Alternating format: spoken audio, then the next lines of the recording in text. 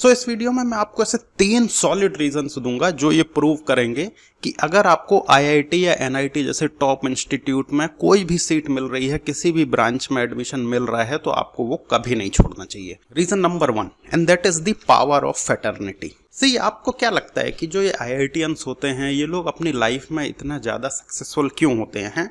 क्या इसलिए कि वो बहुत ही ज़्यादा होशियार बच्चे हैं और वो तो मतलब जो भी चीज़ को छू दें उस चीज़ में बहुत ज़्यादा एकदम से तरक्की वो कर सकते हैं? ऐसा नहीं है।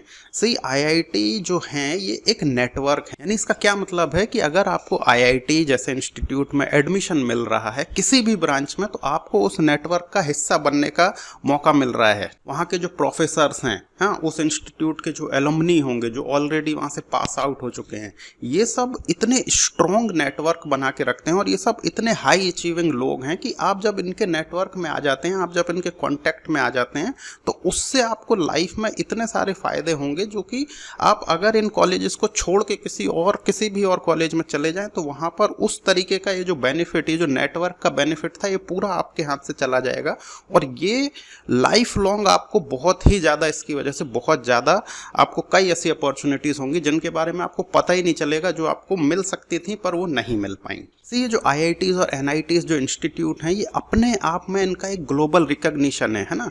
और ये अगर आप यहाँ के एक एलुमनी हैं तो आपको सिर्फ इस इंस्टीट्यूट का एलुमनी होने की वजह से, यहाँ से पास आउट होने की वजह से कई सारी ऐसी अपॉर्चुनिटी है जहाँ पर आप अप्लाई करते हैं तो बस क्योंकि आप इस इंस्टीट्यूट के थे इस वजह से आप शॉर्ट लिस्ट हो जाते हो। वहाँ के लोगों का ध्यान आप पे चला जाता है कि okay, he is coming from this institute, तो चलो इससे बात कर लेते हैं, क्योंकि इन कॉलेजेस की अपनी खुद की एक बहुत ही अच्छी वर्ल्ड वाइड रेपुटेशन है। Okay, now the reason number 2, and that is flexibility under the new education policy. See, हमारे इंडिया में एनईपी 2020 अब लागू हो चुकी है ऑलमोस्ट सारे ही कॉलेजेस में, और जब से ये न्यू एजुकेशन पॉलिसी आई है ना, तब से अब मुझे लगता है कि उसके बाद से धीरे धीरे अब हम देखेंगे कि जो ब्रांच की इंपॉर्टेंस है वो ऑलरेडी फेड आउट होती जाएगी, क्योंकि अब ये इतना ज़्यादा मैटर नहीं करेगा कि आप किस ब्रांच में एडमिशन ले रहे हो, और एक्चुअली में इंटरडिसिप्लिनरी जो है ना कोर्सेज हैं या फिर इंटरडिसिप्लिनरी स्टडीज़ है, इस पे ज़्यादा फोकस रहेगा।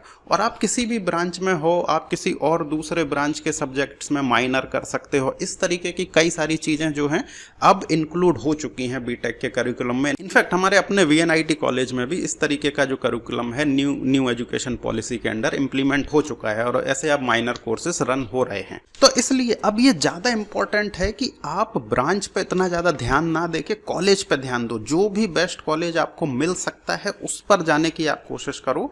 And now reason number 3, and that is the misconception about branches. See, अब आप मानो या नहीं मानो कि जब most of the student counselling के टाइम अपनी ब्रांच प्रेफरेंस भर रहे होते हैं तो उन्हें ब्रांचेस के बारे में ज़्यादा इन्फॉर्मेशन होती ही नहीं है। उन्हें पता ही नहीं होता है कि किस ब्रांच में क्या पढ़ते हैं, किस ब्रांच में आगे चल के क्या फ्यूचर है।